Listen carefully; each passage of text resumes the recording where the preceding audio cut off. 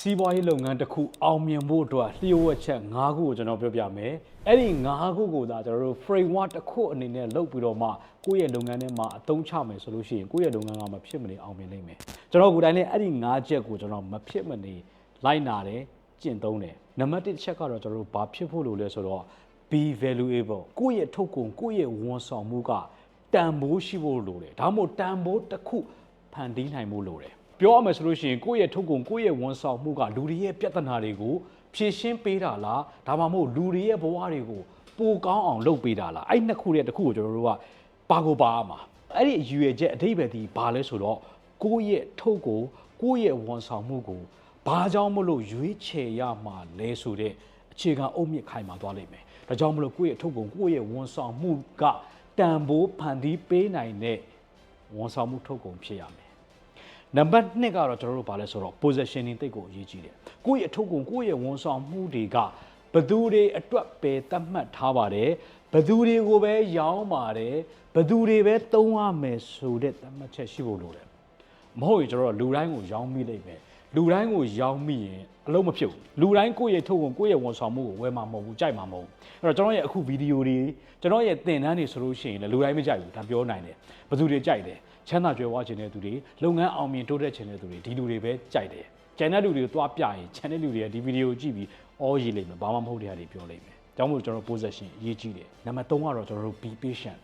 စိတ်ရှည်ပါဒါကျွန်တော်ခဏပြောတယ်ကျွန်တော်ရဲ့အခုလုပ်နေတဲ့လုပ်ငန်းတွေဆိုလို့ရှိရင်မအောင်မြင်သေးတဲ့အောင်မြင်ဖို့လားလာရှိပေမဲ့အောင်မြင်ဖို့အတွက်အချိန်လိုနေတဲ့လုပ်ငန်းတွေရှိသေးတယ်။ဒါကြောင့်မို့ကျွန်တော်က be patient အဲ့တော့ခေါင်းမှာရှိတဲ့အောင်မြင်နေတဲ့မြေတိစီးပွားရေးလုပ်ငန်းကိုပဲကျွန်တော်တို့ကြည့်နေချင်းညချင်း overnight success ဖြစ်ခဲ့တာမဟုတ်ဘူး။နော်ကျွန်တော်ကြားဖို့လိမ့်မယ် Alibaba လေ Jack Ma တို့နှစ်ပေါင်းများစွာအချိန်တွေယူခဲ့ရတာ Tesla နော်နှစ်ပေါင်းများစွာအချိန်တွေယူခဲ့ရတာ။ဒါကြောင့်မို့ be patient ဆိုတာလေးကိုကျွန်တော်တို့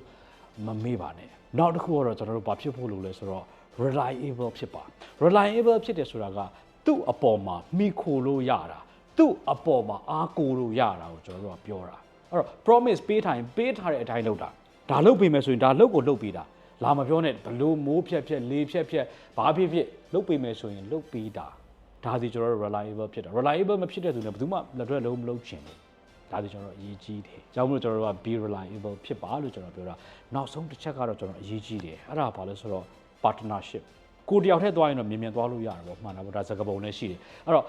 အဝေးသွားခြင်းနဲ့ဆိုလို့ရှိရင်ကျွန်တော်အဖွဲ့အစည်းနဲ့သွားအောင်ကျွန်တော်ဆိုလို့ရှိရင်အခုအဖွဲ့အစည်းနဲ့သွားနေတာအားလုံးသိပြီးသားအဲ့တော့ကျွန်တော်တို့ကဈေးကွက်ထဲမှာအခွင့်အလမ်းတွေရှိတယ်အဲ့တော့အဲ့ဒီအခွင့်အလမ်းတွေကိုကျွန်တော်တို့ကတယောက်တည်းနဲ့လှမ်းပြီးတော့ဖမ်းဆုပ်မယ်ဆိုလို့ရှိရင်ခက်ခဲလိမ့်မယ်အဲ့လိုမဟုတ်ဘဲနဲ့အဖွဲ့အစည်းနဲ့